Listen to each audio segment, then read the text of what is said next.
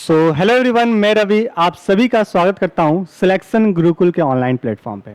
आज की क्लास में हम लोग बात करने वाले होंगे अपने साइंस टॉपिक के ऊपर। ठीक है, साइंस के ऊपर बात करने वाले होंगे, जिसमें से हम यूपी टेट, सी टेट का PYQ क्वेश्चन को सॉल्व करने वाले होंगे। ये क्लास आपके लिए काफ़ी इंपॉर्टेंट रहने वाली होगी। सर, इसके पीछे का रीज़न क्या है? इसके पीछे का रीज़न ये है कि सर, किसी भी एग्जाम के लिए हम अपेयर जब होते हैं तो सबसे पहले हमको PYQ सॉल्व करना पड़ता है, और उससे भी पहले हमको सिलेबस जानना पड़ता है कि भैया अपना सिलेबस में क्या क्या पढ़ना है।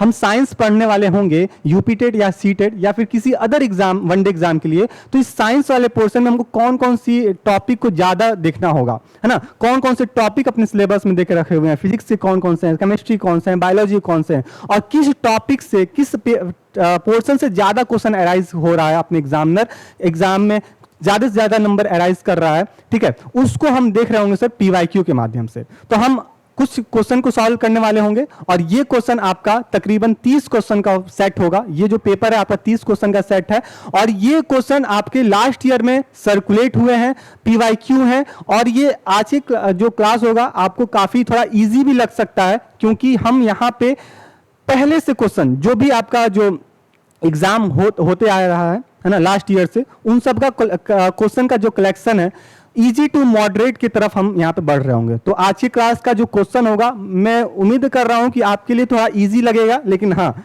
आप इजी क्वेश्चन को नजरअंदाज नहीं कर सकते हो, क्योंकि एग्जामिनर कहाँ से क्वेश्चन पूछ देता है, किस टाइप का क्वेश्चन पूछ देगा, हमको भी नहीं पता। ठीक है, तो उसको हमको माइंडसेट को पढ़ने के लिए हमको PYQ को सॉल्व करना पड़ेगा। इजी से इजी क्वेश्चन को भी सॉल्व करने पड़ेंगे, मॉडरेट क्वेश्चन को भी सॉल्व करने पड़ेंगे, और मतलब हाई लेवल वाले जो क्वेश्चन होंगे उसको भी हम लोग सॉल्व करेंगे। तो आज की क्लास में हम लोग क्वेश्चन को सॉल्व करने वाले होंगे। तकरीबन यहाँ पे 30 क्वेश्चन रहने वाले होंगे। आप देख सकते हो सर, यहाँ पे जितने भी क्वेश्चन है आपके बाइलैंग्वेज के फॉर्म में है, एक से बढ़कर एक क्वेश्चन आपको देखने को मिल जाएगा। और किसके बेसिस पे है, तो बात एक ही आएगी सर, क्या वो आपका होगा PYQ के बेसिस पे। तो चलिए पेन पेपर लेकर तैयार हो जाइए, जिससे पूरी कॉन्सेंट्रेशन आपकी क्लास पे रहे। और यहाँ पे जितने भी क्वेश्चन सॉल्व कराएंगे, यानी कि हमने यहाँ पे 30 क्वेश्चन को सॉल्व करेंगे, वो 30 क्वेश्चन का एक्सप्लेनेशन हम आपके सामने बताएंगे। अगर वो क्वेश्चन का एक्सप्लेनेशन आपको पता है तो वेल एंड गुड है, नहीं पता है तो अपनी कॉपी में उसको कॉन्सेप्ट को नोट डाउन करेंगे, और साथ ही साथ ये भी आप मार्क करते चलेंगे सर कि मेरा कितने क्वेश्चन करेक्ट हो रहे हैं। और लास्ट में कमेंट बॉक्स में सभी लोग बताएंगे, जितने बच्चे क्लास में अभी जुड़े हैं, जितने लोग यहाँ पे जुड़ चुके हैं, सभी लोग बताएंगे लास्ट में कमेंट बॉक्स में कि सर आउट ऑफ 30 मेरे कितने क्वेश्चन करेक्ट हुए हैं। और अगर ये यहां से आप आकलन करना स्टार्ट करेंगे, आप एनालिसिस खुद को करना स्टार्ट करेंगे, और फाइनली मानिए कि जब एग्जाम हॉल में बैठोगे तो यही सब जब क्वेश्चन आपके सामने सर्कुलेट हो रहे होंगे, तो ये तुरंत बाद में क्लिक कर जाए सर ये आप हम यहां से पढ़े थे, ये क्वेश्चन हमको यहाँ पे देखने को मिल रहा है। ठीक है, चलिए, तो आई होप कि आप लोग पेन पेपर लेकर तैयार हो गए होंगे मेरे क्लास में। ठीक है, चलिए देखते हैं सर पहला क्वेश्चन आज का, और पहला क्वेश्चन क्या रहने वाला है। ठीक है, सबसे पहला नंबर क्वेश्चन मैं पेन सेलेक्ट कर लेता हूं, और फिर हम यहां से सॉल्व करना स्टार्ट करेंगे। सर पहला क्वेश्चन क्या देकर रखा हुआ है, एक बार पढ़ते हैं सर। दे रहा है सर, प्रकाश संश्लेषण में उपयोग उत्पादक के रूप में मुक्त ऑक्सीजन का स्रोत होता है, यानी कि source of oxygen liberate by the by product during the photosynthesis. अब आपसे पूछा जा रहा है कि सर जब भी प्रकाश संश्लेषण हो रहा होता है तो उस दौरान ऑक्सीजन किसके माध्यम से लिबरेट हो रहा होता है? क्या यहाँ पे ग्लूकोज के माध्यम से होता है, जल के माध्यम से होता है, क्लोरोफिल के माध्यम से होता है, या फिर कार्बन डाइऑक्साइड के माध्यम से होता है? यही बातें आपको इंग्लिश में भी लिखी हुई हैं। तो यहाँ पे जिस मीडियम के बच्चे यहाँ पे जुड़े हुए हैं, चाहे आप हिंदी मीडियम के हो, इंग्लिश मीडियम के हो, कोई दिक्कत वाली बात नहीं है। आपको दोनों बाइलैंग्वेज फॉर्म में आपको क्वेश्चन मिलेंगे, और इसको आप सॉल्व कर रहे होगे। हम कुछ बात यहां पे करेंगे फोटोसिंथेसिस के बारे में। अगर हम प्रकाश संश्लेषण के बारे में देखने की कुछ बातें सोचें, तो प्रकाश संश्लेषण क्या होता है, तो आप बताओगे सर जो प्रकाश संश्लेषण होता है, प्रकाश संश्लेषण जो होता है ये क्या होता है सर, ये पौधों में हमको देखने को मिलता है। किसमें देखने को मिलता है सर? पौधों में देखने को मिलता है। पौधों, और किस टाइप के पौधे होते हैं सर? ये क्या होते हैं सर? हरे पौधे होते हैं, हरा पौधा, या कहना सर हरे पौधे होते हैं, यानी कि ग्रीन प्लांट्स। आपसे एग्जामिनर एक क्वेश्चन पूछेगा कि भैया बताओ कि जो ग्रीन प्लांट है ये ग्रीन क्यों दिख रहा होता है, ये ग्रीन प्लांट ग्रीन क्यों दिखता है, आपको ये बताना होगा। तो आप क्या बताओगे? अगर मैं पूछूं कि भैया जो ग्रीन प्लांट है ना, यहाँ पे नोट कीजिएगा सर, ग्रीन प्लांट है यानी कि जो हरा पौधा है, इसका जो कलर है वो ग्रीन ही क्यों है? क्वेश्चन पूछ सकता है। या फिर कल के डेट में आप किसी स्कूल में गवर्नमेंट स्कूल में जैसी नियुक्ति होती है तो वहां के बच्चे भी पूछ सकते हैं आपसे कि भाई सर बताइए सर ये ग्रीन कलर का ही क्यों दिखता है, जितने भी पौधे दिखते हैं। हम बोले सर जो हमारा ब्लड है, यानी कि जो रक्त है, जो रक्त है कि हम रक्त बोले सर ये लाल कलर का क्यों है। ये क्वेश्चन आपसे पूछा जा सकता है, एग्जामिनर भी पूछेगा और आपके बच्चे भी पूछेंगे, है ना, कल के डेट में। तो ये दोनों कॉन्सेप्ट का अपने कॉपी में जल्दी से नोट कीजिएगा कि अगर हम बोले पेड़ पौधा है, क्या बोले सर जो पेड़ पौधा है वो हरा कलर का क्यों दिखता है, क्योंकि वहां पे एक पिगमेंट पाया जाता है जिसको हम बोलते हैं सर क्या, क्लोरोफिल। क्या बोलते हैं सर इसको, क्लोरोफिल के नाम से जानते हैं। ये जो क्लोरोफिल होता है इस पिगमेंट की वजह से, है ना, इस पिगमेंट की वजह से, क्लोरोफिल पिगमेंट की उपस्थिति होने से वजह से ये जो ग्रीन होता है, जो प्लांट होता है वो किस कलर का दिख रहा होता है सर, ग्रीन कलर का दिख रहा होता है। बहुत इंपॉर्टेंट है। अगर हम बोले सर ब्लड है, ब्लड का कलर क्या होता है सर, रेड होता है। ब्लड का कलर क्या होता है सर, रेड होता है। तो यहां पे भी एक पिगमेंट पाया जाता है और उस पिगमेंट का हम क्या नाम देते हैं सर, आप तुरंत बताओगे। पिगमेंट का नाम हम बोलते हैं सर हीमोग्लोबिन, जिसको हम एचबी के रूप में इसको लिख रहे होते हैं। किसके रूप में लिख रहे हैं सर, एचबी के रूप में लिख रहे हैं हीमोग्लोबिन। अब यहां से देखो क्वेश्चन एग्जामिनर क्या बनाएगा कि सर ये हीमोग्लोबिन होता है, ये रेड पिगमेंट होता है, और हीमोग्लोबिन ही क्या कर रहा होता है सर, ये ऑक्सीजन को बाइंड करके, ऑक्सीजन को बाइंड करके ट्रांसपोर्ट कर रहा होता है। यानी कि क्या करेगा सर, वो एक बॉडी पार्ट से दूसरे बॉडी पार्ट तक ट्रांसफर करने का काम कर रहा होता है। ये चीज तो ठीक है सर। हीमोग्लोबिन के साथ कितने ऑक्सीजन जुड़ते हैं, तो हीमोग्लोबिन के साथ 4 ऑक्सीजन के मॉलिक्यूल्स क्या होते हैं सर, बाइंड करते हैं, जुड़ते हैं। अब वो कैसे जुड़ते हैं, सपोज करो ये हीमोग्लोबिन है और हीमोग्लोबिन के इस 4 हिस्से होते हैं और यहां पे ऑक्सीजन क्या होता है सर, बाइंड हो जाता है। ऑक्सीजन क्या होता है सर, बाइंड हो जाता है, यानी कि एक हीमोग्लोबिन 4 ऑक्सीजन के साथ बाइंड हो जाता है। अब यहां से क्वेश्चन पूछेगा कि हीमोग्लोबिन जब ऑक्सीजन के साथ बाइंड हो जाता है तो फिर इससे हम क्या कहते हैं, जिसे कहते हैं सर ऑक्सी हीमोग्लोबिन। क्या बोलते हैं इसको, ऑक्सी हीमोग्लोबिन के नाम से जानते हैं। ठीक है, तो ये पॉइंट आपके लिए काफी इंपॉर्टेंट होगी। हिंदी में भी इसको ऑक्सी हीमोग्लोबिन के नाम से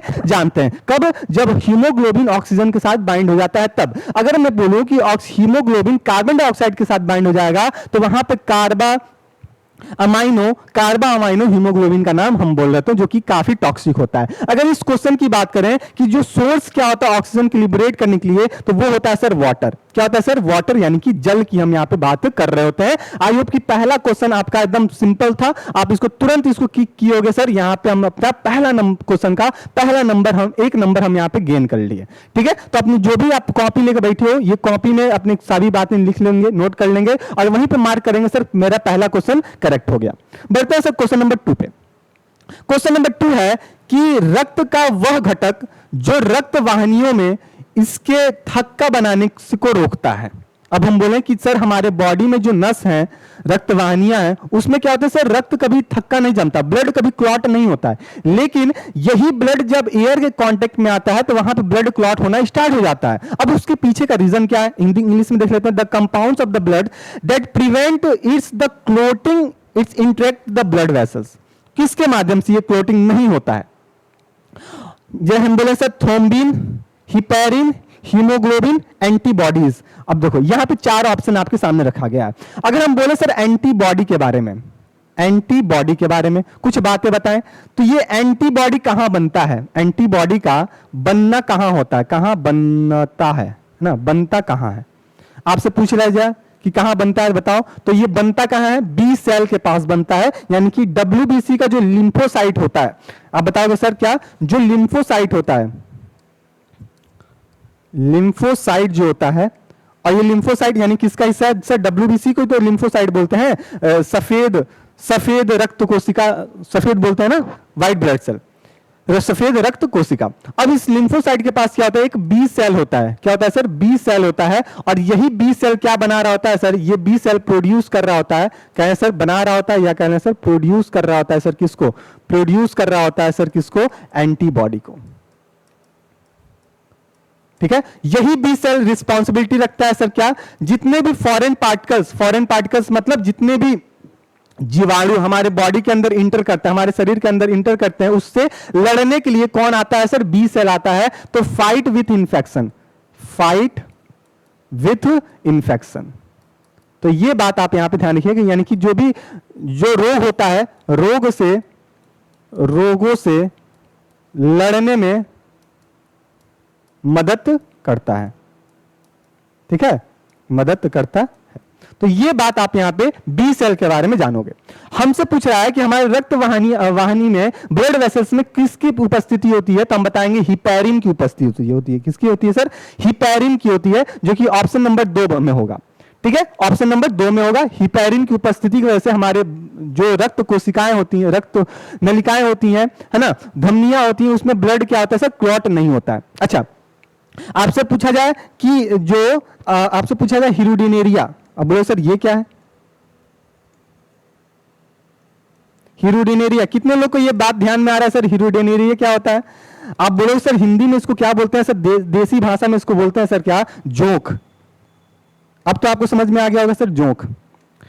जो जोंक होता है उसकी जो सलाइवा होता है, जोंक होता है उसकी जो सलाइवा होती है, यानी कि उसकी जो लार होती है ना, इसके लार में क्या पाया जाता है सर? हिपैरिन पाया जाता है। क्या पाए जाते हैं सर? हिपैरिन, है ना। क्या पाए जाते हैं सर? हिपैरिन पाए जाते हैं। तो ये बात आप यहां पे ध्यान रखिएगा। अब देखिए, कभी भी किसी बॉडी पे क्या होता है, जोंक यहां पे आंख लग गया, वो क्या करता है? एयर के कांटेक्ट में ब्लड आता है, लेकिन ब्लड क्लॉट नहीं होता है ना। जो रक्त होता है वो इन्वायरमेंटल के कांटेक्ट में आता है, हवा के कांटेक्ट में आया, लेकिन वो क्लॉट नहीं हुआ। क्यों? क्योंकि उस जोंक के जो सलाइवा होता है, उसके सलाइवा में क्या पाया जा रहा है सर? हिपैरिन पाया जा रहा है। क्या पाया जा रहा है सर? हिपैरिन पाया जा रहा है। और ये हिपैरिन रिस्पॉन्सिबिलिटी रखता है सर क्या? कि जो रक्त है ना, रक्त को जमने नहीं देता है, नहीं देता है। तो ये बात अपनी कॉपी में इसको आप नोट कीजिएगा। और यहां पे हम बोले सर क्वेश्चन नंबर 2 का जो करेक्ट ऑप्शन होगा वो अपना बी हो जाएगा। क्या हो जाएगा सर? बी हो जाएगा। और यहां पे जो क्वेश्चन नंबर 1 था उसका करेक्ट ऑप्शन अपना क्या हो जाएगा सर? इसका भी बी हो जाएगा। तो ये दोनों क्वेश्चन आपके सामने आया। 2 क्वेश्चन आया, एकदम सिंपल क्वेश्चन आया, बायोलॉजी का एकदम सिंपल क्वेश्चन आया। ठीक है, और यहां पे दोनों क्वेश्चन को आप कर लिए होगे और ये कॉन्सेप्ट को भी अपने कॉपी में नोट कर लिए होगे। हीमोग्लोबिन के बारे में बात करिए है सर, ये रेड पिगमेंट होता है। ठीक, आगे बात करते हैं। अगला आता है sir, islets of Langerhans are present in. क्या दे रहा है सर? लैंगरहैंस की धूपिकाएं किस में पाई जाती हैं? काफी इंपॉर्टेंट क्वेश्चन है और ये हर दफा एग्जाम में कोई एग्जामिनर क्वेश्चन पूछ रहा होता है, चाहे हम यूपी टेट की बात करें, सी टेट की बात करें, या फिर अदर किसी भी वनडे एग्जाम की बात करें। अच्छा हाँ, एक बात और क्लियर कर दे कि ये जो क्लास होगी आपकी, जो जैसे यूपीएसआई की बात करें, वहां पे जो जनरल साइंस पूछे जाते हैं उनके लिए भी इंपॉर्टेंट है। ठीक है, आरआरबी के लिए, रेलवे के लिए, ठीक है, ग्रुप डी के लिए, सब के लिए इंपॉर्टेंट है, जहां भी आपके बायोलॉजी के क्वेश्चन पूछे जाते हैं, सॉरी साइंस के क्वेश्चन पूछे जाते हैं। ठीक, क्या दे रहा है सर? लैंगरहैंस की धूपिकाएं किस में पाई जाती हैं? क्या अग्नाशय में पाई जाती हैं, यकृत में पाई जाती हैं, हृदय में पाई जाती हैं, या फिर अमाशय में पाई जाती हैं, यानी कि पैनक्रियास, लीवर, हार्ट और स्टमक, किस में पाई जाती हैं? अब देखो यहां पे हम कुछ बातें अब यहां पे हम करेंगे। जैसे कि हम बोले सर लीवर है, लीवर को हम क्या बोले? यकृत कहें। लीवर को क्या कहें सर? यकृत कहें। तो अगर पूछा जाए कि सबसे बीजी, है ना, ऐसे बोल लेते हैं, सबसे लार्जेस्ट ग्लैंड, लार्जेस्ट ग्लैंड यानी कि सबसे बड़ी कोशिकाएं, क्या बोले सर? सबसे बड़ी ग्रंथि कौन होता है सर? यकृत होता है।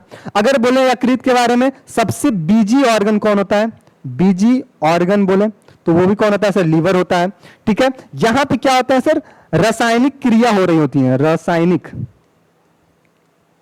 रासायनिक जो क्रियाएं होती है ना, हमारे बॉडी की क्रियाएं, वो क्या होती हैं सर? हमारे यकृत में ही हो रही होती हैं, इसलिए इसको सबसे बीजी ग्लैंड के नाम से जानते हैं, या कहते हैं इसको हमारा प्रयोगशाला होता है, शरीर का प्रयोगशाला के नाम से अगर बोले तो प्रयोगशाला के नाम से किसी जानते हैं हम लोग? यकृत को ही जानते हैं। ठीक है, ये बात हो गया सर।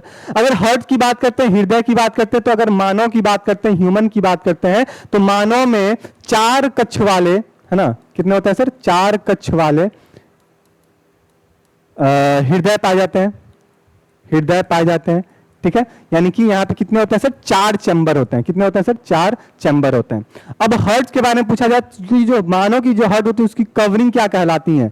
कवरिंग क्या कहलाती है सर? पेरिकार्डियम कहलाती है, पेरिकार्डियम कहलाती है। ये बात इंपॉर्टेंट होगा। अब इसके अलावा सर मछली में, है ना, फिश में कितने कच्छ होते हैं? तो आप बताओ सर 2 कच्छ होते हैं। मछलियों में कितने होते हैं सर? 2 होते हैं। अगर बोले सर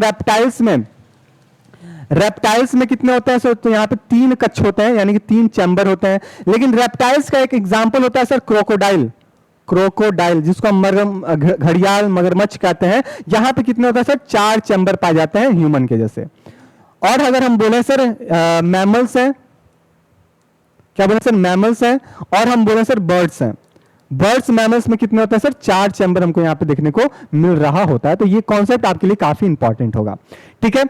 स्टमक के बारे में हम बोले सर, स्टमक क्या होता है, अगर मानव की बात करते हैं, मानव में जो स्टमक होता है वो किस शेप का होता है, इसका जो आकार होता है, आकार कैसे होता है सर, जे शेप का होता है। कैसे होता है बाबू, जे शेप का होता है। ये चीज आप यहां पे ध्यान में रखिएगा, जे शेप कैसे होता है सर, जे शेप का होता है ह्यूमन में, ठीक है। और इसके कितने हिस्से होते हैं सर, 3 हिस्सों में ये डिवाइड होता है, 3 रीजन में, 3 पार्ट में क्या होता है सर, डिवाइड होता है सर, क्या, कार्डियक, कार्डियक, फंडस, गैस्टस और फंडस, गैस्टस और फंडस। तो ये 3 हिस्सों में मानव के जो स्टमक होता है वो डिवाइड, विभाजित हुआ रहता है। यहां पे जो लैंगरहैंस की बात करेंगे वो कहां पाए जाते हैं सर, अग्नाशय में पाए जाते हैं, पेनक्रियास में पाए जाते हैं। पेनक्रियास को क्या बोलते हैं हम लोग, मिक्स ग्लैंड के नाम से जानते हैं। क्या बोलते हैं इसको, मिक्स्ड ग्लैंड के नाम से जानते हैं। इसका मतलब क्या हुआ सर, इसके पास हम आपको एक्सोक्राइन ग्लैंड भी देखने को मिलेगा और हमको यहाँ पे एंडोक्राइन, एंडोक्राइन ग्लैंड भी हमको देखने को मिल रहे होते हैं। ये दोनों ग्लैंड हमको कहां देखने को मिलता है सर, मिक्स्ड ग्लैंड में देखने को मिलता है, पेनक्रियास में देखने को मिलता है। अगर एक्सोक्राइन की बात करते हैं तो यहाँ पे मिक्स पेनक्रियास में हमको 2% देखने को मिलता है, और एंडोक्राइन कितने होता है सर, 98% जो हिस्सा होता है हमको किसका देखने को मिलता है सर, मिक्स्ड ग्लैंड, यहाँ पे एंडोक्राइन का देखने को मिलता है। अब यहां से क्वेश्चन क्या पूछा जा सकता है सर, पेनक्रियास से हार्मोन कौन सा निकलता है, पेनक्रियास से हार्मोन क्या निकलता है। तो पेनक्रियास से अगर हार्मोन की बात करेंगे, हार्मोन, या फिर बोले सर हाँ हार्मोन की बात करें, या फिर बोले सर इंसुलिन कहां से स्रावित होता है। क्या बोले सर, इंसुलिन कहां से स्रावित होता है, इंसुलिन, इंसुलिन। तो इंसुलिन की जो स्रावित होती है वो लैंगरहैंस से ही होती है, आइलेट्स ऑफ लैंगरहैंस से ही इनकी स्रावित हो रही होती है। ये चीज ध्यान रखिएगा सर, कहां से होती है सर, बीटा सेल से होती है, बीटा सेल से होती है, हाँ ठीक है। और अल्फा सेल से क्या होता है सर, अल्फा सेल से यहाँ पे ग्लूकागॉन का सिक्रीशन होता है, ग्लूकागॉन का सिक्रीशन होता है। तो ये बात भी आप यहां से रखिएगा कि बीटा सेल से क्या होता है सर, इंसुलिन का सिक्रीशन होता है, और आपका अल्फा सेल से ग्लूकागॉन का सिक्रीशन होता है। ये सारा कॉन्सेप्ट आपके सामने में लिख दिया गया है। तो इसका जो करेक्ट ऑप्शन होगा वो क्या हो जाएगा सर, आपका जो करेक्ट ऑप्शन होगा वो थर्ड का ए करेक्ट हो जाएगा। तो जितने लोग थर्ड का ए टिक लगाए थे उन सभी लोगों का कॉन्सेप्ट यहाँ पे सही हुआ, क्वेश्चन सही हुआ। और अपने कॉपी में इसको मार्क कीजिएगा सर, क्या कि मेरा तीसरा क्वेश्चन भी सही हो गया। अगर ये कॉन्सेप्ट ये सब नहीं पता था तो अपने कॉपी में जल्दी से जल्दी ये कॉन्सेप्ट को आप नोट कर लीजिएगा, ठीक है। आगे बढ़ते हैं।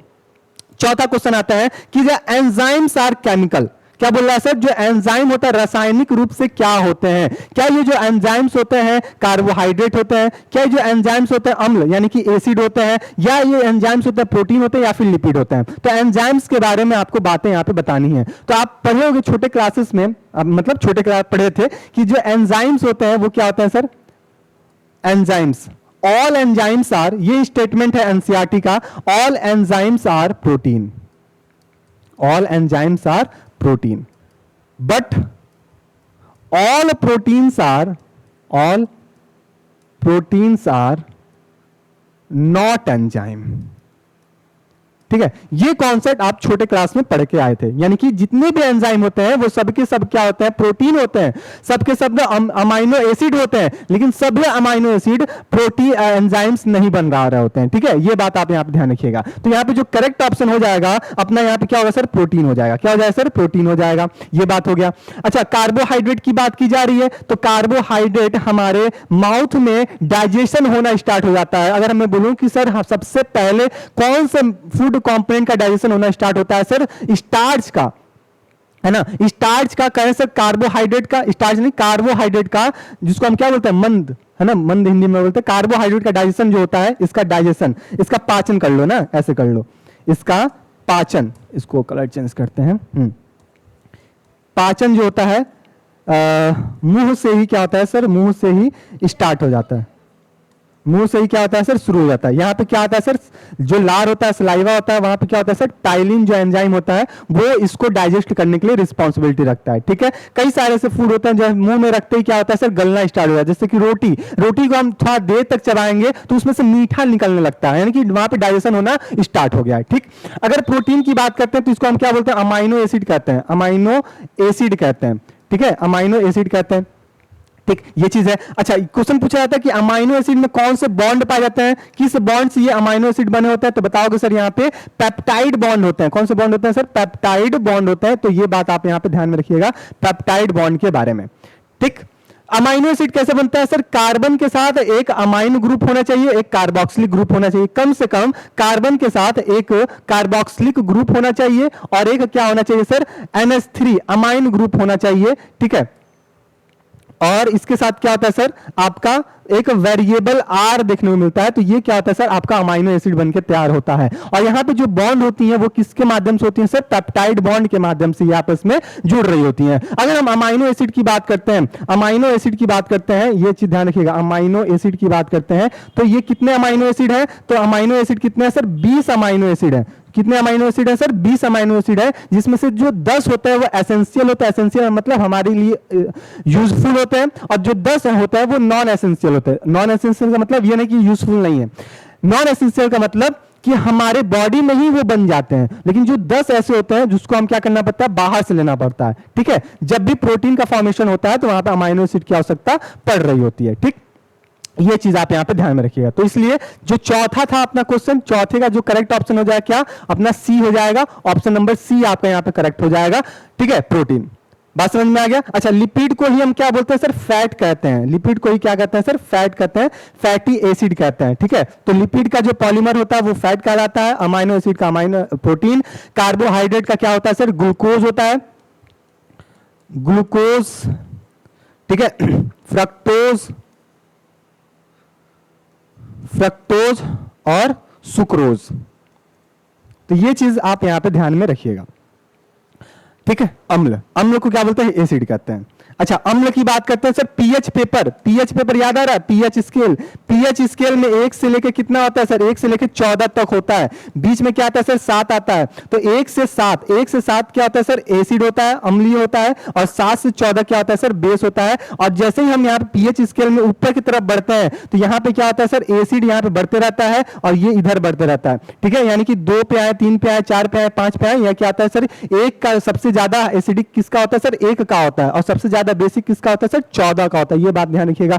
सर पूछा जाए HCl में हाइड्रोक्लोरिक एसिड अम्ल, इसमें कितने होते हैं सर? 1.5 HCl आपका पीएच देखने को मिलता है। पूछा जाए सर ब्लड, रक्त, रक्त में कितना होता है? रक्त में 7.4 पीएच आपको देखने को मिलता है। कहीं कहीं आपको 7.3435 भी आपको देखने को मिल जाता है। तो ये सारे कॉन्सेप्ट अपने कॉपी में नोट कीजिएगा।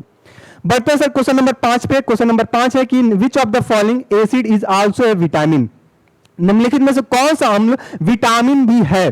दिया है सर, मैलिक एसिड दिया है, एस्कॉर्बिक एसिड दिया है, पाल्मिक एसिड दिया है, फॉर्मिक एसिड दिया है। ठीक है, फॉर्मिक एसिड। अब पूछा जा रहा है इसमें से कौन सा ऐसा विटामिन है जिसको हम एसिड के रूप में इस्तेमाल कर रहे होते हैं। अब विटामिन आया है तो कुछ बातें हम विटामिन के करेंगे कि सर विटामिन की डिस्कवरी किसने किया था? तो विटामिन जो था वो किसके थ्रू दिया गया था सर? फंक के थ्रू दिया गया था। किसके थ्रू दिया गया था सर? फंक के थ्रू दिया गया था, है ना? फंक, ऐसे नोट कीजिएगा, काफी इंपॉर्टेंट है, पूछे जाते हैं ये कॉन्सेप्ट आपके कि कौन दिया था सर? फंक दिया थे।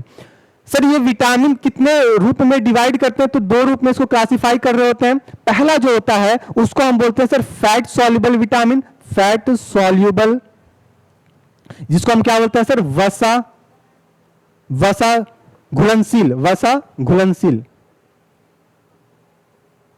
घुलनशील विटामिन। और हम दूसरा होता है सर उसको बोलते हैं sir water, water soluble vitamin, या फिर इसी को बोलते हैं सर पानी में घुलनशील विटामिन। ठीक है, अब ये 2 टाइप के विटामिन अपने सामने में आ जाते हैं। सर विटामिन कौन कौन से होते हैं जल्दी से बताइएगा। सर विटामिन क्या होता है? विटामिन ए होता है, विटामिन बी होता है, विटामिन सी होता है, विटामिन डी होता है, विटामिन ई होता है और विटामिन के होता है। ये इतने टाइप के विटामिन देखने को मिलता है, लेकिन हमको बी में अलग अलग टाइप के विटामिन देखने को मिल जाते हैं।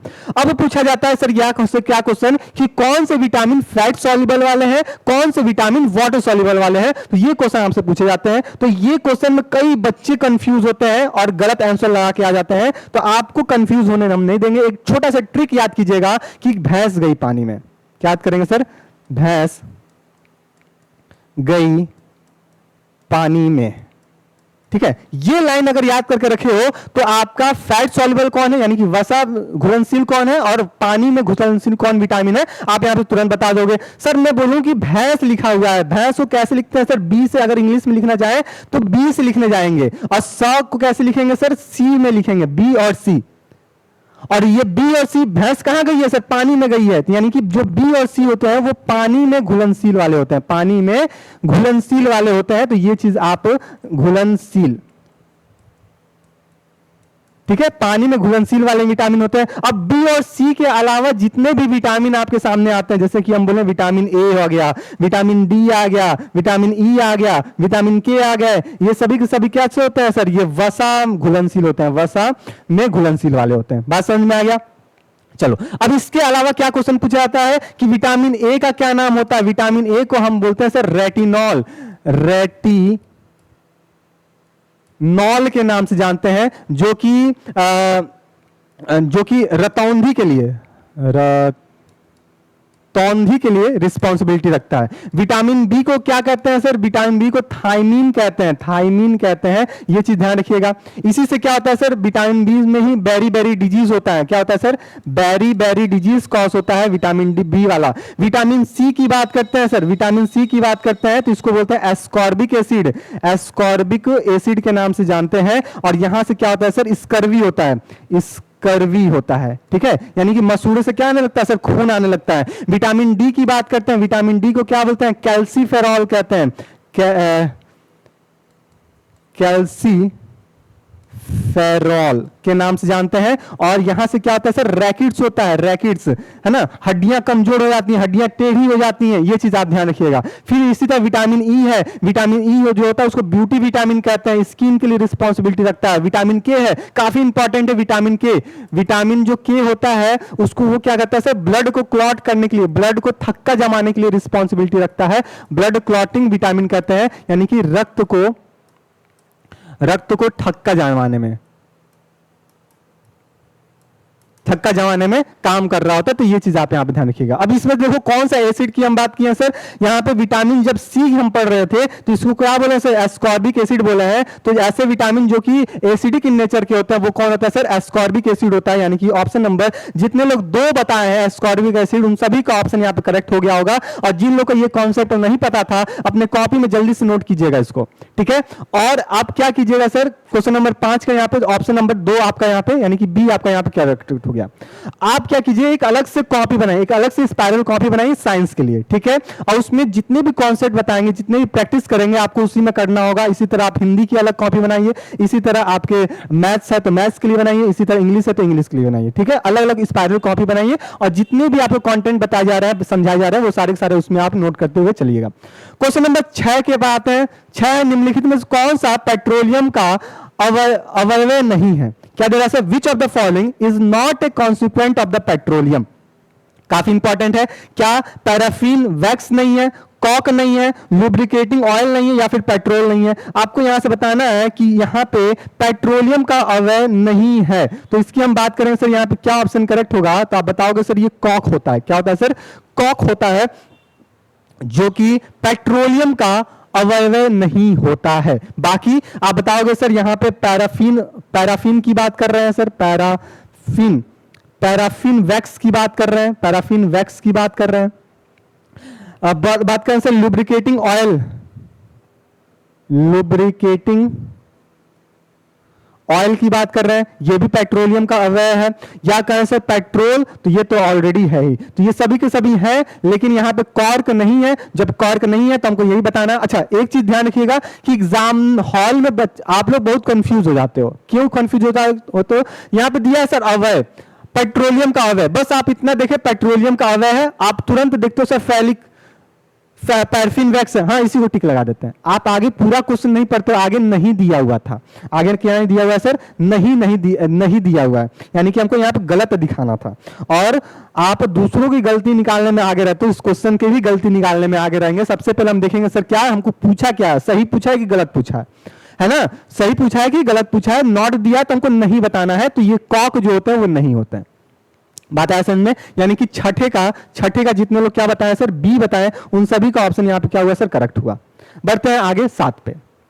अब देखते हैं साथ क्या दिया है, एक धातु एम अम्लों की क्रिया पर हाइड्रोजन मुक्त नहीं करता है। क्या दे रहा है sir, a metal M does not liberate the hydrogen from the acid. कोई मेटल है, उसका हम नाम दिया सर एम, अगर ये हाइड्रोजन के साथ हाइड्रोजन हाँ किसके साथ हाइड्रोजन मुक्त नहीं करता, किसी एसिड के साथ इसको रिएक्ट करा रहे हैं तो ये हाइड्रोजन यहां से नहीं निकल रहा है, ऑक्सीजन मुक्त नहीं हो रहा है, परंतु ऑक्सीजन से क्रिया से ये काले रंग का यौगिक देता है। जिसे हम क्या बोले कि कोई एम है धातु, इसको हम किससे रिएक्ट करा रहे हैं, किसी एसिड से करा रहे हैं, तो यहां से क्या हो रहा है सर, यहां पे क्या हो रहा है सर, आपका हाइड्रोजन यहां पे रिलीज नहीं हो रहा है, यहां पे जो हाइड्रोजन होगा वो रिलीज नहीं होगा। लेकिन यही मेटल एम जब हम किससे रिएक्ट करा दिए, जब ऑक्सीजन से रिएक्ट कराते हैं, है ना, ऑक्सीजन से रिएक्ट कराते हैं, तो यहां से क्या होता है सर, यहां पे आप बताओगे सर, यहां पे एक काले रंग का ब्लैक कॉक का फॉर्मेशन होता है, काले रंग का प्रोडक्ट बन रहा होता है, ऐसे कर लेना, काले रंग का प्रोडक्ट बन रहा होता है। तो ये क्या हो सकता है, ये जो एम है वो क्या हो सकता है।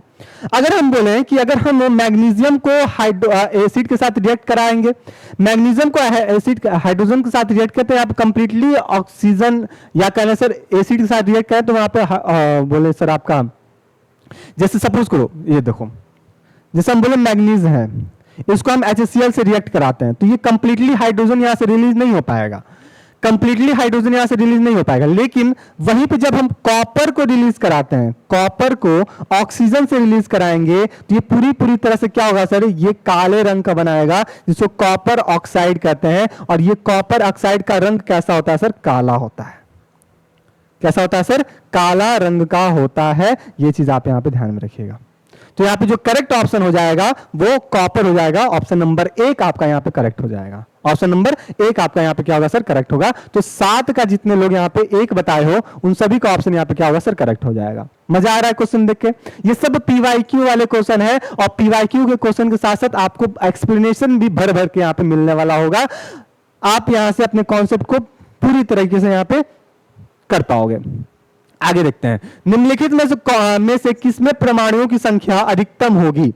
Which of the following has the maximum number of the atoms? सबसे मैक्सिमम नंबर ऑफ एटम्स हमको किसमें देखने को मिल सकता है। जैसे कि मेरे सामने दिया है सर, CH4 के 16 ग्राम, CO2 के 16 ग्राम, ऑक्सीजन के 16 ग्राम, या फिर नाइट्रोजन के 16 ग्राम। यानी कि यहां पे हमको क्या करना है सर, यहां पे हमको करना है कुछ नहीं, यहां पे हमको यहां पे एटॉमिक नंबर निकालना है। और एटॉमिक नंबर निकालने के लिए हम क्या करेंगे, सबसे पहले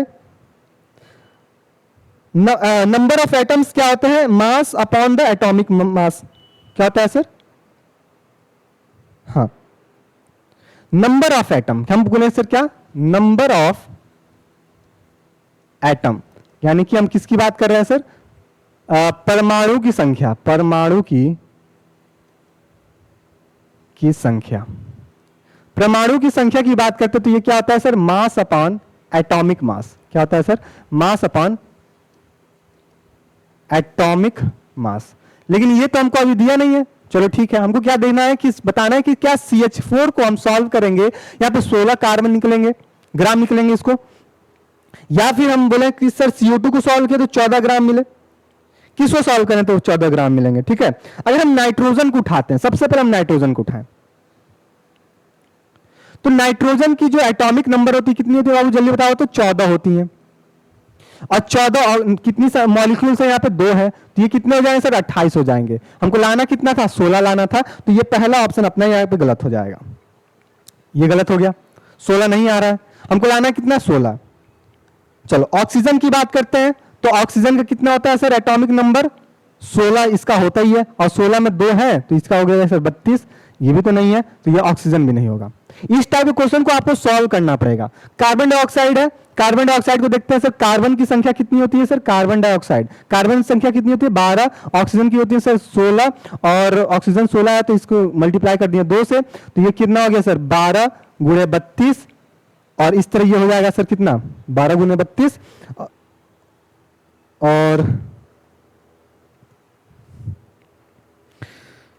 12 दूने 32, ठीक है, हाँ सॉरी 12 दूनी 32, 16 प्लस, ठीक है यहाँ प्लस, तो ये 32 हो गया, यानी कि 44 हो गया।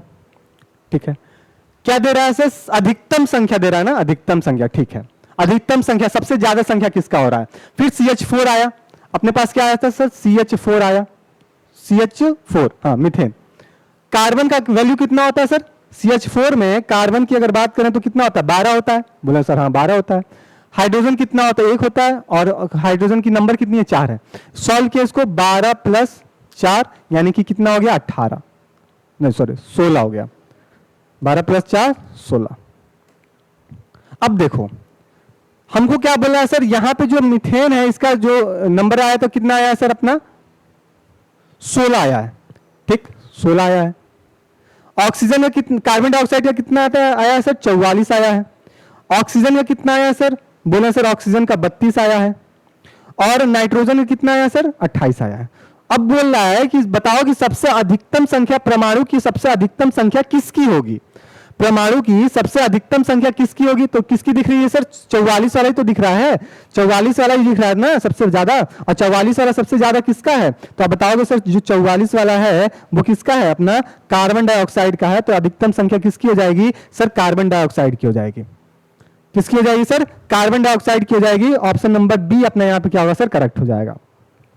ऑप्शन नंबर बी करेक्ट हो जाएगा। जल्दी से इसका स्क्रीनशॉट लीजिए या फिर अपने कॉपी में इसको नोट कीजिए, स्क्रीनशॉट नहीं कॉपी लेकर बैठे हो उसको कॉपी लीजिए, कॉपी कीजिए जल्दी से। तो ये 8वां का यहाँ पे क्या हो जाएगा सर, ऑप्शन नंबर 2 हो जाएगा। और इस टाइप के क्वेश्चन आपके एग्जाम में देखने को भर भर के मिलते हैं, है ना, भर भर के ये क्वेश्चन आपको देखने को मिलते हैं।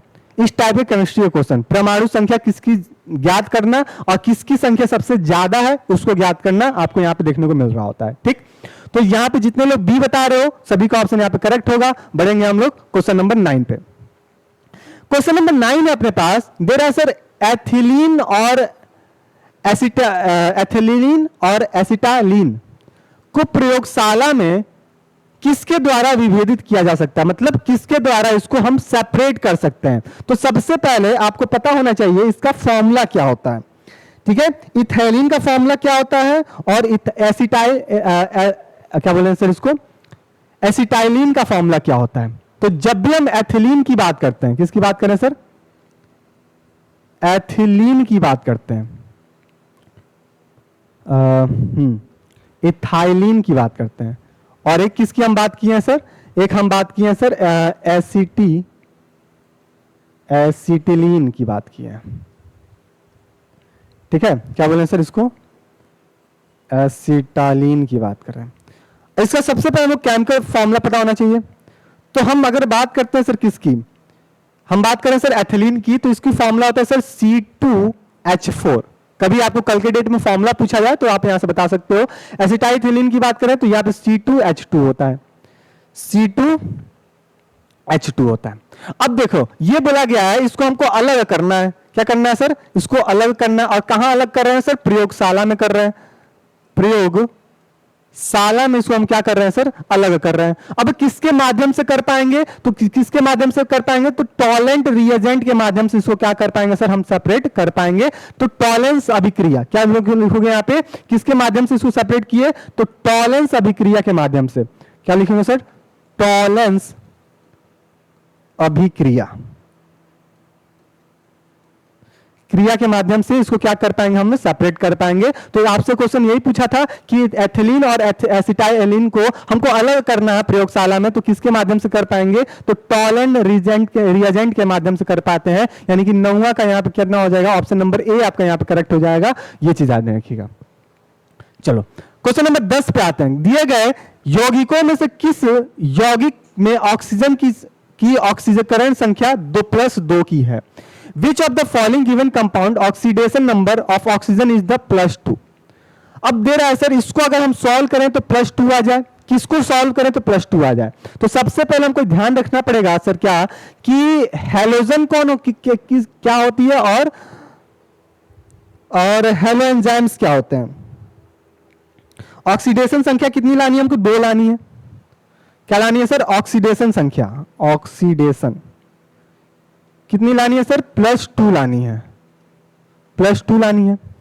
अब देखते हैं सर, हम अगर उठाते हैं सबसे पहले NaO2 को, किसको उठाएं सर, NaO2 को उठाएं।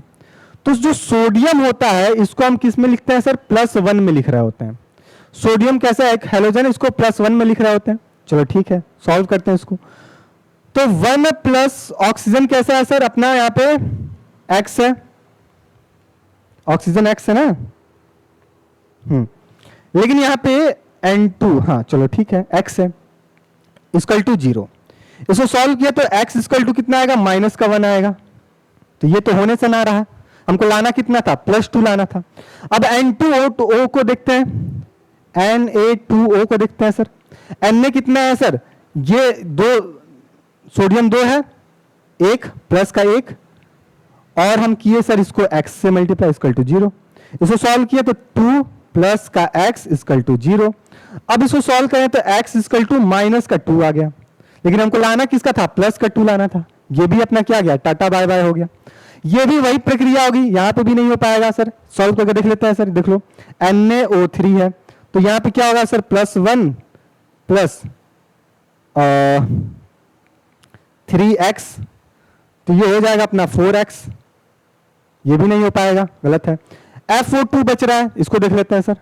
F2, ये जो आयरन होता है ये क्या होता है, -1 में इसको हम लिख रहे होते हैं। इस किस में लिखेंगे सर, इसको -1 में लिख रहे होते हैं। तो ऑक्सीजन कितना x है, प्लस माइनस का 1 इक्वल टू 0।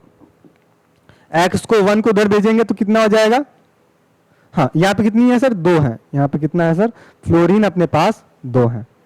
इसको सही कर लीजिए, -1 इंटू 2 इक्वल टू 0। इसको सॉल्व किए तो कितना हो गया, यहाँ पे x प्लस माइनस का 2 इक्वल टू 0, और इस तरह x इक्वल टू इसको इधर भेजे तो कितना हो गया सर, प्लस का 2 हो गया। और हमको यही निकालना था। तो FO2 का क्या आएगा सर, ऑक्सीडेशन जो यौगिक ऑक्सीडेशन होगा वो कितना आएगा, वो +2 आएगा FO2 का। ठीक है, ये चीज आप यहाँ पे ध्यान रखिएगा।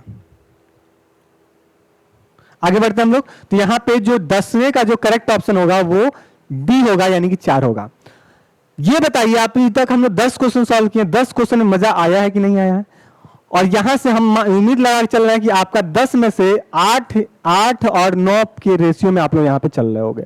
10 में से कितने लोग का ये क्राइटेरिया देखने मिल रहा है? जिनका ये मिल रहा है तो उनका जो रिवीजन है वेल एंड गुड चल रहा है। जिनका आंसर कम हो रहा है, कोई दिक्कत वाली बात नहीं है, कोई निराश करने वाली बात नहीं होगी।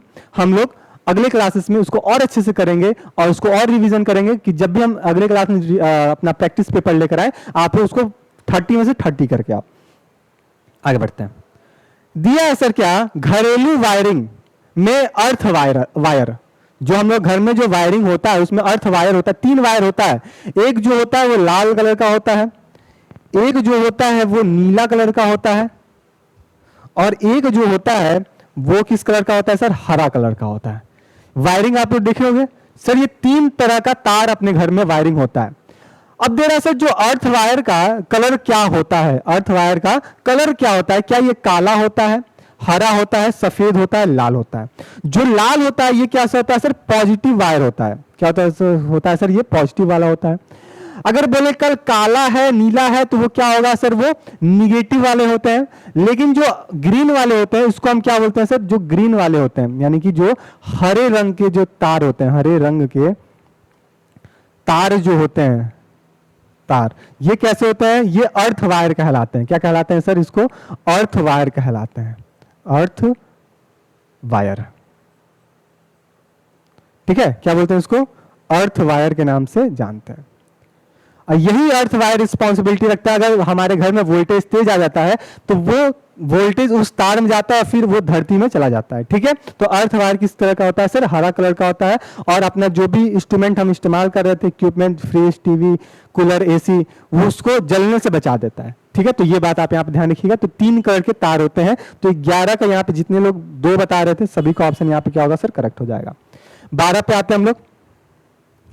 12 है, किरचॉफ का धारा संबंधित नियम किस संरक्षण से होता है? यानी कि जो किरचॉफ करंट रूल होता है, किरचॉफ के बारे में देखिए जानिएगा कि जितना इनपुट होता है, जितना इनपुट होता है उतना ही क्या होता है सर, आउटपुट होता है, उतना आउटपुट करंट होता है। तो ये बात आप यहां पे ध्यान में रखिएगा। करंट को कैसे बोलते हैं सर, आई से बोलते हैं, चार्ज अपॉन टाइम, ये अपना सीक्वेंस होता है, ये चीज ध्यान रखिएगा। तो जो किरचॉफ का जो होता है, ये कैसे क्या बता रहे होते हैं सर, चार्ज के बारे में हम बात कर रहे होते हैं, जितना करंट आएगा उतना करंट बाहर जाएगा। तो यहाँ पे 12 का जो करेक्ट ऑप्शन होगा वो आपका 1 हो जाएगा, तो ये बात आप ध्यान रखिएगा। 13 पे आते हैं, the decimal number equivalent of the binary number. ये भी क्वेश्चन काफी इंपॉर्टेंट है, बाइनरी नंबर से आपसे क्वेश्चन पूछे जाते हैं। क्या दिया सर, इसको सॉल्व करने का तरीका देखो, क्या दिया, 1 1 0 1 दिया है, इसका क्या दिया सर, स्क्वायर निकालना हमको, बाइनरी नंबर। सबसे पहले क्या करते हैं, बाइनरी नंबर दिएगा करने के लिए, तो आप क्या करोगे, एक काम करना, यहाँ पे 2 to the power 0 कर देना, 2 to the power 1 कर देना, 2 to the power 2 कर देना और 2 to the power 3 कर देना। इसको सॉल्व करेंगे तो 1 का 2 का जो स्क्वायर होगा वो 1 आता है, 1 का ये 2 का करेंगे तो इसका 2 आएगा, ठीक है, और 2 2 जाइए कितना होगा, 4 होगा, और 2 3 जा कितना होगा सर, 6 हो जाएगा। 6 4 10 12 13, ठीक।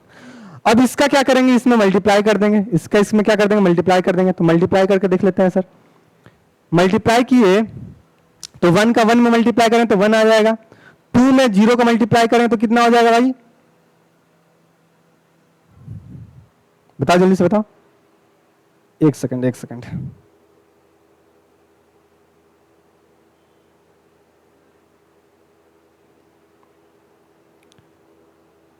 हाँ, कितना हो जाएगा, 0 हो जाएगा, ठीक है। 4 में 4 का स्क्वायर करें तो कितना हो जाएगा, 4 में 1 का मल्टीप्लाई करें तो कितना हो जाएगा सर, 4 हो जाएगा, और 6 में 1 का मल्टीप्लाई करें तो कितना हो जाएगा, 6 हो जाएगा। ये तो करना था, इसको इससे मल्टीप्लाई करना था, जोड़ दें, 4 6 4 10 और 10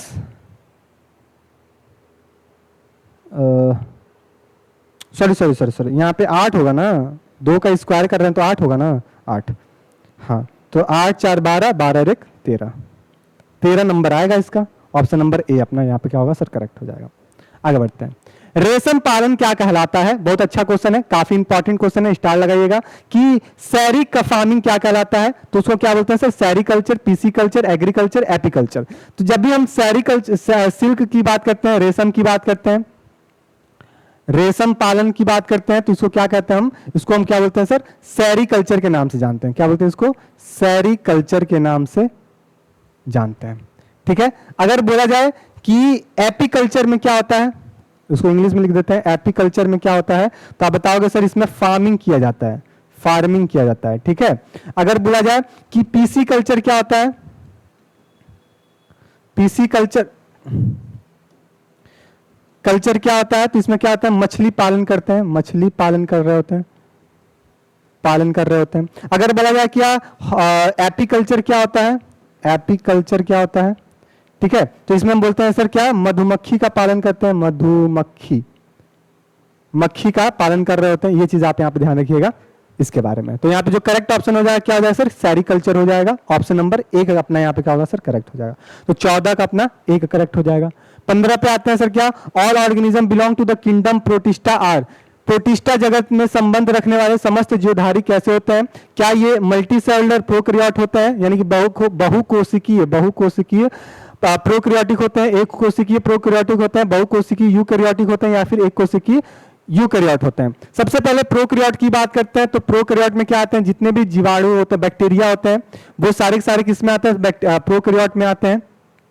इनमें क्या जो न्यूक्लियस होती है, जो केंद्रक होता है, केंद्रक है ना, केंद्रक जो होता है वो डेवलप नहीं हुआ रहता है, विकसित नहीं होता है, विकसित नहीं होता है, ठीक है। लेकिन जब यूकैरियोट की बात करेंगे तो यहाँ पे जितने भी ऑर्गेनिज्म होते हैं वो यूकैरियोट में आते हैं, और यहाँ पे जो न्यूक्लियस होता है वो वेल डेवलप, न्यूक्लियस जो होता है वो क्या होता है सर, वेल डेवलप हो रहा होता है। तो हमसे क्या पूछा गया, प्रोटिस्टा के बारे में पूछा गया, तो प्रोटिस्टा कैसे होता है सर, मल्टी सेलुलर होता है और आपका यूकैरियोट होता है, मल्टी सेलुलर यूकैरियोट होता है, ये बात आप यहाँ पे ध्यान रखिएगा, प्रोकैरियोट नहीं होता है। निम्नलिखित में से कौन सा वर्णक बीज का अंकुरण से संबंध रखता है, यानी कि which of the following pigment is associated with the germination of the seed, seed के जर्मिनेशन के लिए कौन रिस्पॉन्सिबिलिटी रखता है सर, क्या क्लोरोफिल, ये तो हरा कलर बताता है, हरा कलर बता रहा होता है। प्लास्टोकाइनिन, जैंथोफिल, ये भी क्या है सर, पिगमेंट है, पिगमेंट है क्लोरोफिल का ही, या फिर फाइटोक्रोम। ये क्या होगा सर, फाइटोक्रोम यहाँ पे रिस्पॉन्सिबिलिटी रखता है। ऑप्शन नंबर 4 करेक्ट हो जाएगा। आपको एक बात बता दें कि सर यहाँ पे अपने पास बीज है, और बीज जब भी हम मिट्टी में डाल देते हैं तो यहाँ पे दो हिस्सा हमको यहाँ पे निकल रहा होता है, एक हिस्सा ऊपर की तरफ, एक हिस्सा नीचे की तरफ। आपसे क्वेश्चन पूछा जाता है कि सीड से कौन सा ऐसा पार्ट होता है जहां से हमको क्या बनता है सर, रूट बनता है। सीड का कौन सा ऐसा हिस्सा होता है जहां से हमको स्टेम बन रहा होता है। तो इसके दो हिस्से होते हैं, जो ऊपर बनेगा उसको स्टेम के नाम से जानेंगे, और जो नीचे जाता है उसको हम रूट के नाम से जानेंगे, जड़ के नाम से जानेंगे। ठीक है, अब इसका नाम क्या क्या होता है, अब जल्दी से नाम नोट कीजिएगा। इसका नाम की बात करेंगे तो यहां पे नाम बताएंगे सर, जो ये वाला हिस्सा होता है इसको क्या बोलते हैं सर, प्रीम्यूल कहते हैं, प्रीम्यूल कहते हैं। और इसको क्या कहते हैं हम लोग, रेडिकल कहते हैं, रेडिकल के नाम से जानते हैं। तो आपसे ये क्वेश्चन पूछे जाते हैं तो क्या बताओगे कि सर प्रीम्यूल से क्या बनते हैं, स्टेम बनते हैं, तो एसपी के नाम से याद करोगे, एसपी और आर आर, आर आर यानी कि आर से रेडिकल, आर से रूट, एस से सूट और पी से प्रीम्यूल। ये कॉन्सेप्ट आप यहां पे ध्यान रखिएगा। फाइटोक्रोम आपका यहां पे क्या होगा सर, करेक्ट हो जाएगा।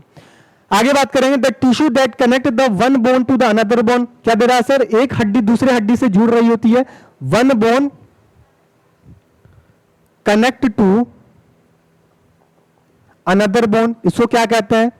ठीक है, एक और पूछा जाता है कि बोन अगर मसल से जुड़ गया, बोन अगर किससे कनेक्ट हो गया, मांसपेशियां से कनेक्ट हो गया, है ना, किससे कनेक्ट हो गया सर, मसल से कनेक्ट हो गया, यानी कि मांसपेशी से कनेक्ट हो गया, तब इसको हम नाम क्या देते हैं। तो अगर कोई हड्डी हड्डी से जुड़ रहा होता है, हड्डी और हड्डी आपस में जुड़ रहे होते हैं, तो फिर इसको क्या बोलते हैं, इसको बोलते हैं हम लिगामेंट। क्या बोलते हैं इसको, हाँ लिगामेंट के नाम से जानते हैं। क्या बोलते हैं इसको, लिगामेंट के नाम से जानते हैं। अगर बोला जाए कि बोन जो है वो मसल से जुड़ गया, हड्डी जो है वो मांसपेशियों से जुड़ गया, तो फिर इसका नाम हम क्या बोलते हैं सर, टेंडन का नाम देते हैं। ठीक है, टेंडन का नाम देते हैं। ये कॉन्सेप्ट आपसे भर भर के पूछे जाते हैं हर एग्जाम में। तो हमसे बोन से बोन पूछा गया है तो क्या बताओगे सर, लिगामेंट बताओगे। क्या बताओगे सर, लिगामेंट बताओगे। एडिपोज टिश्यू के बारे में जल्दी से नोट कीजिएगा। इसी में क्या होता है सर, वसा को भंडारित होता है, वसा भंडारित होता है कहां पे, एडिपोज टिश्यू में, यानी कि फैट यहां पे स्टोर होता है, फैट स्टोर होता है। और ये कहां होता है सर, अपने स्किन पे होता है, अपने स्किन पे होता है। ठीक है, ये बात आप ध्यान रखिएगा।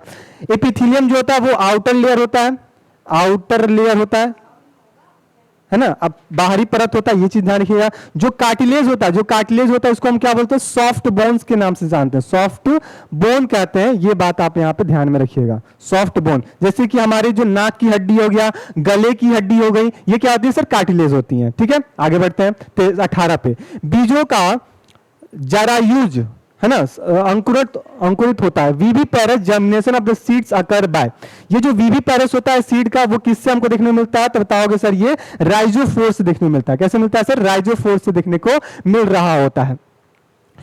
अगर बोला जाए कि आम का बॉटनिकल नेम क्या होता है, तो बताओगे सर मैग्नीफेरा, मैग्नीफेरा इंडिका। क्या बताओगे सर, मैग्नीफेरा इंडिका। और दोनों के नीचे क्या करोगे, अंडरलाइन करोगे। मैग्नीफेरा जीनस है और इंडिका स्पीसीज है। ठीक है, आलू की बात करेंगे तो क्या बताओगे, आलू की बात करें सर, बताओ, सोलेनम, सोलेनम फैमिली से। मटर की बात करें, मटर, ठीक है, मटर की बात करें सर, पाइसम सटाइवम। क्या बोलते हैं सर, पाइसम सटाइवम के नाम से जानते हैं। ठीक है, ये चीज आप यहां पे ध्यान में रखिएगा। ऑप्शन नंबर 2 यहां पे अपना क्या होगा सर, करेक्ट हो जाएगा। 19 की बात करते हैं, SI unit of heat. Heat का एसआई यूनिट क्या होता है, उष्मा का एसआई मात्रक क्या होता है, तो आपको बताना क्या, कैलोरीज, अर्ग, वॉट, जूल।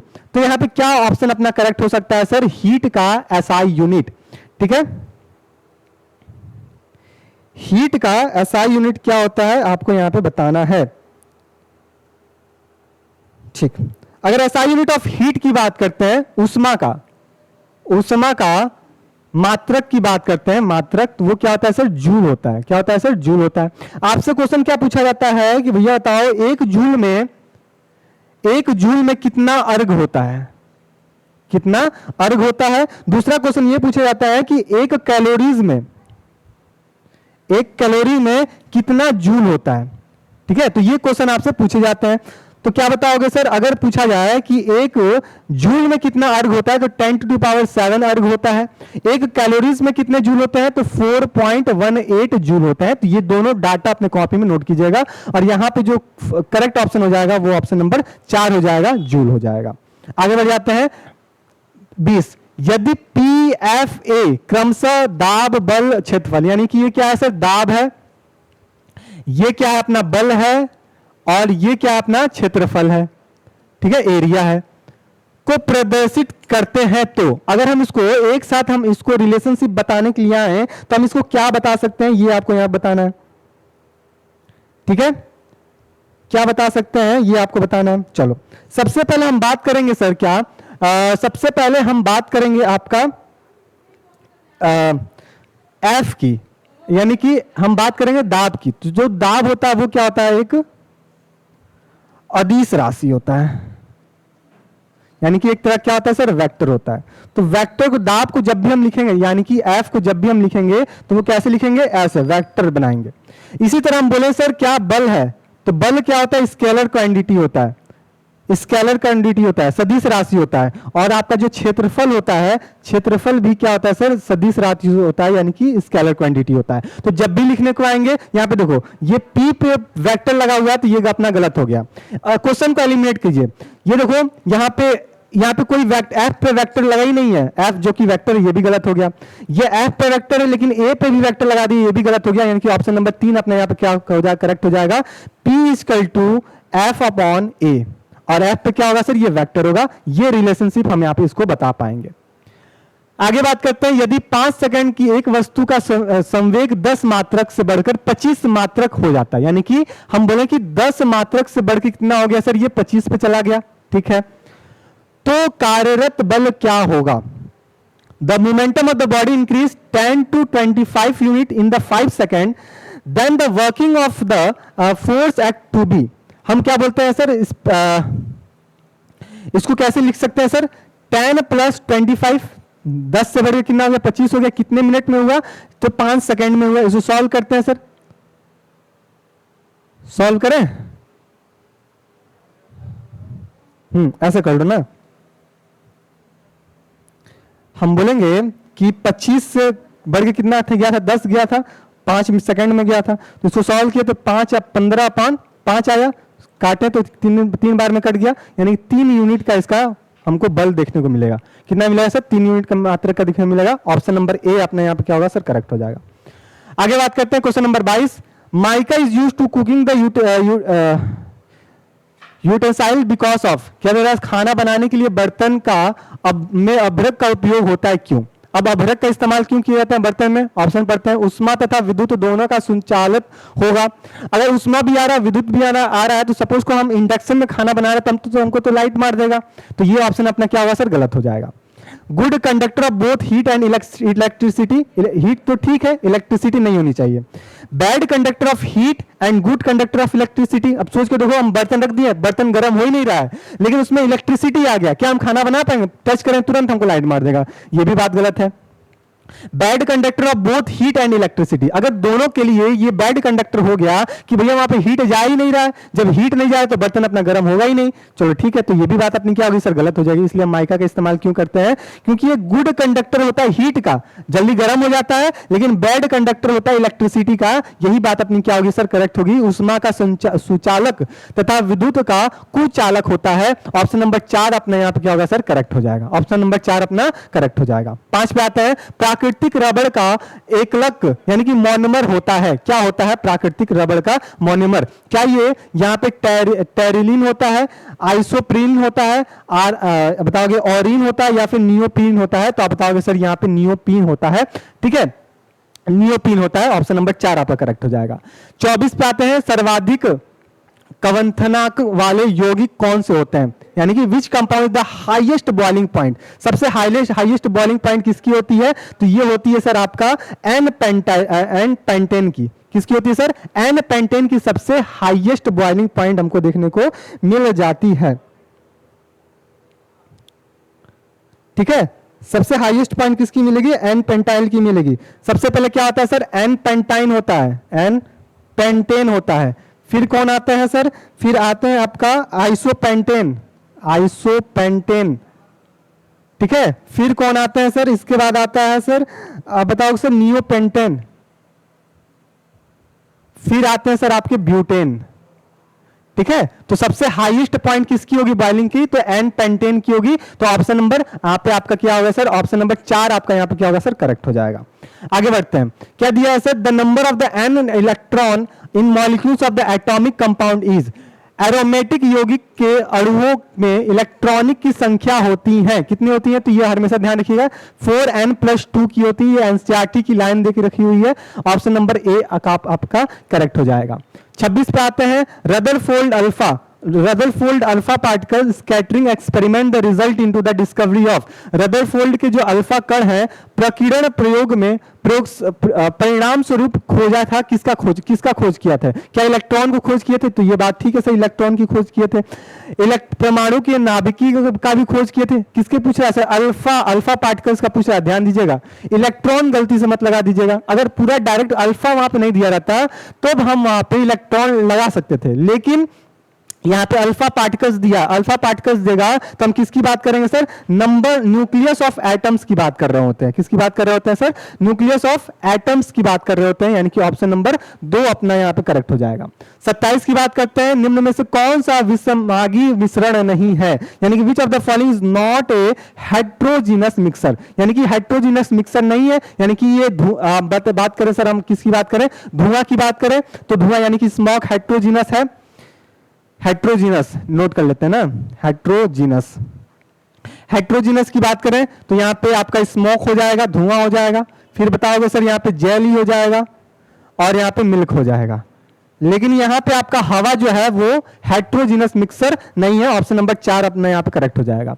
अगला है सर, पृथ्वी के चुंबकीय ध्रुव पर नीति कोण होता है, angle of the dip of magnetic pole of the earth. दो चीज ध्यान रखिएगा, जब भी हम मैग्नेटिक पोल की बात करते हैं, मैग्नेटिक पोल की बात करेंगे तब यहां पे क्या होगा, या फिर हम इक्वेटर की बात करते हैं, किसकी बात करें सर, इक्वेटर की बात करते हैं, यानी कि भूमध्य रेखा, भूमध्य की बात करते हैं ना, भूमध्य पे बात करेंगे तो यहां पे मैग्नेटिक इफेक्ट कितना देखने को मिलता है। तो अगर हम मैग्नेटिक पोल की बात करते हैं तो आपको यहां पे कितना कंडीशन देखने को मिलता है सर, 90 डिग्री का पोल देखने को मिलता है, कितना मिलता है सर, 90 डिग्री का मिलता है। अगर यही इक्वेटर की बात करेंगे तो यहां पे क्या होता है सर, 0 डिग्री का होता है, इक्वेटर पे क्या होता है सर, 0 डिग्री का होता है, ये बात आप यहां पे ध्यान में रखिएगा।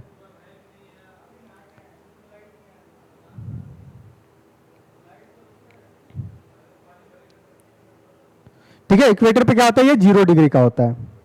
चलो आगे बढ़ते हैं, 10 मीटर लंबी एक ध्वनि का तरंग 20 है ना, 20 कॉम्प्रेशन और 20 रिफ्लेक्शन का है, तो वेवलेंथ का वेव कितना होगा, ये आपको बताना है, वेवलेंथ का वेव कितना होगा। तो आपको अगर हम साउंड की वेव की बात करते हैं तो कुछ इस तरह का तरंग यहाँ पे निकल रहा होता है, क्यों सर कुछ याद आ रहा है, कुछ इस तरह का होता है, इसको हम बोलते हैं सर क्रिस्ट के नाम से जानते हैं।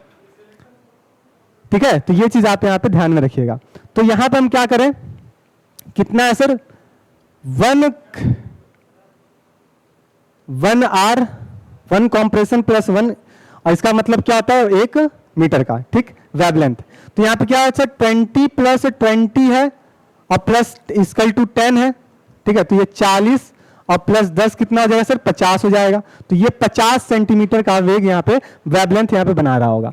30 बात करेंगे और आज का अपना लास्ट क्वेश्चन होगा, यदि पानी तथा कांच का परम अपवर्तन क्रमशः 4/3 है तथा 3/2 है तो पानी का संपेक्ष कांच की अपवर्तन होती है। क्या दे रहा है सर, हमको पूछ रहा है सर ग्लास का कितना है, ग्लास का देखना, ग्लास का कितना है, 4/3 है, 4/3 है, और कितना है सर ग्लास का, हाँ सॉरी ये पानी का है ना, ये वाटर का है और ये ग्लास का, तो ग्लास का कितना है 3/2 है। हमको क्या पूछ रहा है सर, इंडेक्स पूछ रहा है किसका, ग्लास का पूछ रहा है, तो ग्लास का इंडेक्स कैसे लिखते हैं, ऐसे लिखते हैं, कैसे लिखते हैं सर, ऐसे लिखते हैं। अब इसको लिख लो, कैसे लिखेंगे, यानी कि 4/3 और इधर क्या आ जाएगा सर 3/2, इसको सॉल्व किया तो क्या आया 4/3 इंटू 3/2, 3/2, 2 1 जा 2, 2 2 जा 4 हो गया। तो क्या हो गया सर अपने यहाँ पे 3 2 जा 6, नहीं गड़बड़ हो गया, गड़बड़, कैलकुलेशन गलत हो रहा,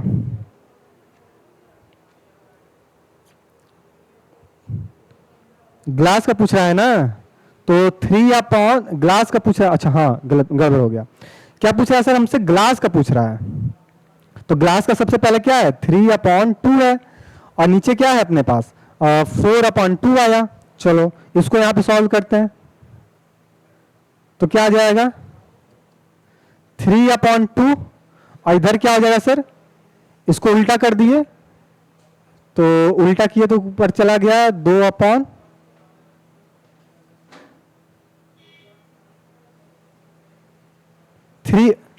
है ना, तो यहां पे हो जाएगा 3/4, ये हो गया। ऊपर सॉल्व किए तो 3 3 9 हो गया, और नीचे कितना हो गया 8 हो गया। तो 9/8 का वैल्यू हमको यहाँ पे देखने को मिलेगा, 9/8 अपना ऑप्शन नंबर 2 में देखने को मिल रहा है, यानी कि 30 का यहाँ पे जो करेक्ट ऑप्शन होगा 2 हो जाएगा। मजा आ गया। और इस तरह होता है अपना यहाँ पे 30 क्वेश्चन खत्म। ठीक है, तो ये जो पीवाईक्यू था हम लोग यहाँ पे साइंस का कर लिए। तो आपको बताना है सर कमेंट बॉक्स में सबको कि 30 में से मेरे कितने क्वेश्चन करेक्ट हुए हैं। आपका होमवर्क है, और होमवर्क में ये बताओगे कि सर मैं 30 में से आउट ऑफ 30 मेरे कितने क्वेश्चन करेक्ट हुए हैं। मैं आपसे उम्मीद लगा कर रखता हूं कि आपका यहाँ पे 25 प्लस क्वेश्चन करेक्ट चल रहे होंगे। जिनका 25 प्लस क्वेश्चन करेक्ट चल रहा है उनका तैयारी उमदा लेवल का चल रहा है। अगर किसी का 15-20 हो रहा है सही, तो उनको और भी ज्यादा प्रैक्टिस करने की आवश्यकता होगी, अपने थ्योरी वाले पोर्शन को पढ़ने की आवश्यकता होगी। ठीक है, तो ये था आज का अपना यूपी टेट या फिर कहने से सी टेट का पीवाईक्यू पेपर, जो कि साइंस का था, जो कि एक तरह का इजी पेपर कह सकते हैं, जो कि पीवाईक्यू के फॉर्म में हम लोग इस्तेमाल किए थे। अगले क्लास में हम लोग और भी प्रैक्टिस पेपर को सॉल्व कर रहे होंगे। ठीक है, लेकिन उससे पहले आपको जो भी अपना नोट्स है उसको रिवाइज करके आइएगा, एनसीईआरटी पढ़ के आइएगा, फिर अच्छे से क्वेश्चन हमको यहाँ पे और कर सकते हैं। और एक बात और बता दिए थे आपको कि अपनी एक कॉपी बना लीजिएगा, स्पाइरल कॉपी, जिसमें जितने भी हम क्वेश्चन सॉल्व करेंगे वो क्वेश्चन का एक्सप्लेनेशन अपने उस कॉपी में नोट करते चलिएगा, और फाइनली एग्जाम के दिन में आप उसको रिवाइज कर सकते हो, और उसमें आपको अच्छे खासे क्वेश्चन का कलेक्शन भी देखने को मिल जाएगा। ठीक है, तो चलिए हम लोग मिलते हैं नेक्स्ट क्लास में। तब तक के लिए स्टे रहिएगा, मस्त रहिएगा, अपने तैयारी को और मजबूत करते रहिएगा। धन्यवाद।